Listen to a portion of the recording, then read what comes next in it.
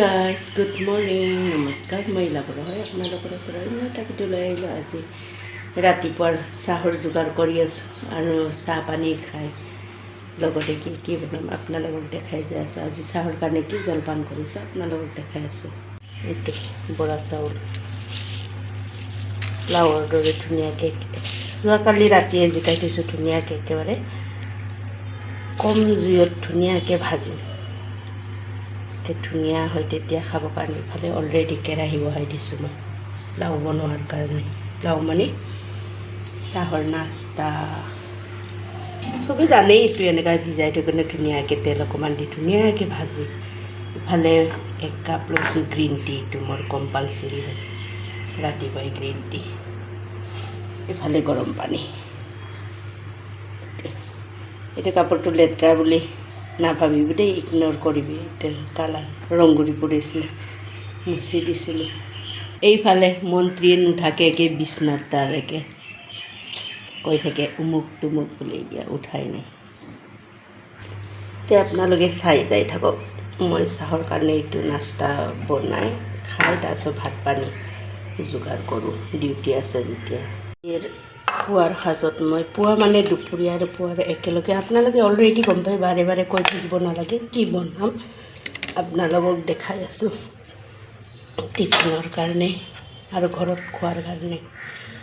ইয়া পনীৰ সিদিনা আনিছিলোঁ, আপোনালোকক দেখাইছোঁ এই ভিডিঅ'ত। বহুত দিন হ'ল ফ্ৰিজত আছিল, আজি ওলালোঁ বনাবৰ কাৰণে। ইফালে ডাঙৰ ডাঙৰ পিঁয়াজ দুটা স্লাইচ কৰি কাটি লৈছোঁ আৰু অকণমান ইয়াতে দিছোঁ বেছি গ্ৰেভিৰ কাৰণে।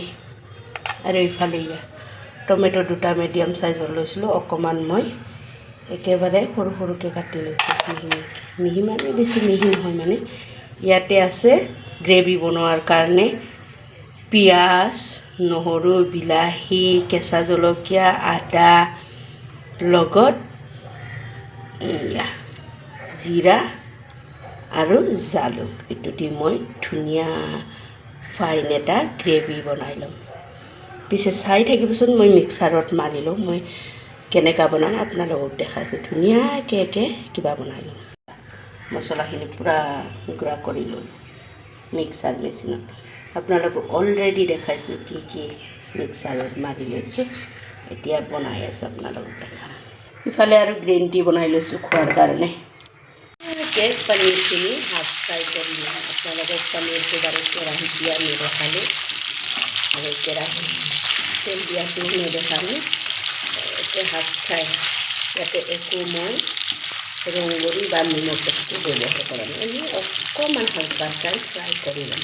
এইটো তেলত দিয়াৰ কাৰণে গৰম মছলা চব লৈছোঁ, লং, এলাইচি, এইটো গৰম মছলা, জালুক, এনেকুৱা তেলত দি দিম। এতিয়া এইখিনি ধুনীয়াকৈ তেলত দি দিলোঁ।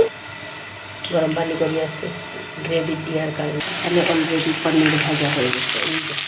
এই স্লাইচখিনি পিঁয়াজখিনি যে স্লাইচ কৰি কাটি দিছিলোঁ, এতিয়া এইটো গল্ডেন কালাৰ হোৱালৈকে ভাজি ল'ম আমি।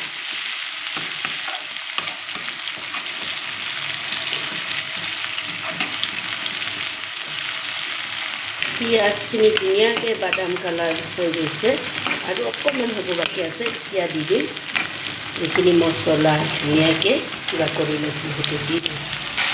যেতিয়ালৈকে আদা, নহৰু, মছলা, কেঁচা পিঁয়াজৰ বা নহৰু, কেঁচা বিলাহীৰ গোন্ধখিনি নাযায়, তেতিয়ালৈকে মই ধুনীয়াকৈ ভাজিম।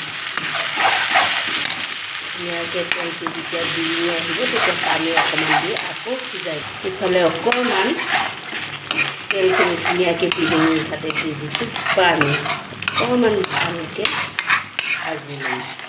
এবাৰ বতাহটো দি আছে, পূৰা বতাহ দি আছে। বতৰটো চাহ পূৰা বাৰু মোবাইলত বাৰু এনেকুৱা দেখা পাই আছে, পূৰা বতাহ, পূৰা গেছত মানে পূৰা জুইটো বহুত অসুবিধা দিছে। দৰজা চৰজা মাৰি দিছোঁ। এইফালে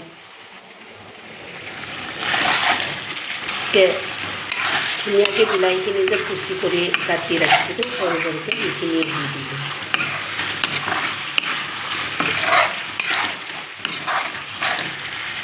ইয়াতে পনীৰখিনিও দি দিছোঁ মানে এতিয়া মছলা যিবিলাক মছলাখিনি ভাজি আছে সেইখিনি ধুনীয়াকৈ মছলাখিনি পনীৰত এতিয়া ধুনীয়াকৈ সোমাই যাব এতিয়া দিম লাষ্টত দিম মই কচুৰি মেথি অকণমান বাটাৰ তাৰপিছত ঘিউ এনেকুৱা টেষ্টি হ'ব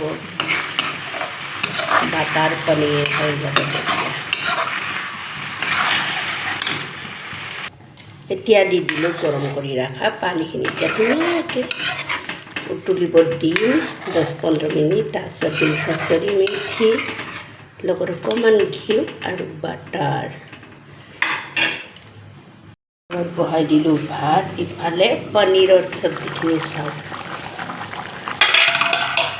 কিমান ইয়াম্মি দেখিছে বাটাৰ শেষ হৈছে জানানে বাটাৰটো মই আছে বুলি ভাবি আছিলোঁ বাটাৰে শেষ হৈছে এয়া পূৰা খালী বাটাৰৰ ডিব্বা থ'বৰ কাৰণে ওলাই ল'লোঁ ঘিউ দুটা আছে এইটোত আধা আছে আৰু এইটো আছে এইটো ইউজ কৰোঁ ঘিউটো মই ইফালে আছে কিন্তু বাটাৰ ঘি মই এইখিনি ওলাই লৈছোঁ চামুচে লাষ্টত খালে দিবৰ কাৰণে ওলাইছোঁ কচুৰি মেথি ইয়াতে সোমাই দিছোঁ কচুৰি মেথি দিয়াৰ কাৰণে লৈছোঁ এইখিনি এয়া দি দিলোঁ এতিয়া কচুৰি মেথি লগত ঘিখিনি দি দিছোঁ এইটোৱে আজি এইটো দিয়ে পুৱাই আৰু দুপৰীয়াৰ পৰিৱেশন এইটো দিয়ে হ'ব আপোনালোকে অলৰেডি গম পালে পনীৰ বনাই আছোঁ বাটাৰ পনীৰ বনাম বুলি ভাবিছিলোঁ বাটাৰ নাই বুলি চোৱাই নাই দিয়াৰ টাইমতহে গম পাইছোঁ বাটাৰ নাই আজি এইটো দিয়ে পৰিৱেশন কৰিম পনীৰৰ আপোনালোকে অলৰেডি গম পালে মই দুপৰীয়া আৰু পুৱাৰ সাজত কি বনালোঁ এইটো পনীৰ টিক্কা নিচিনা হৈ গ'ল বাটাৰ পনীৰ বাটাৰটো নাইয়ে বাৰু আপোনালোকে এনেকুৱা পনীৰ বনাই খাই কোনে কোনে ভাল পায় কমেণ্ট বক্সত জনাই দিব আৰু ইমান টেষ্টি এটা গোন্ধ আহিছে আজি এইটো দিয়ে পৰিৱেশন কৰিম আপোনালোকে যদি মোৰ ভিডিঅ'টো চাই ইণ্টাৰেষ্টিং হয় লাইক কৰিব কমেণ্ট কৰিব শ্বেয়াৰ কৰিব বাই বাই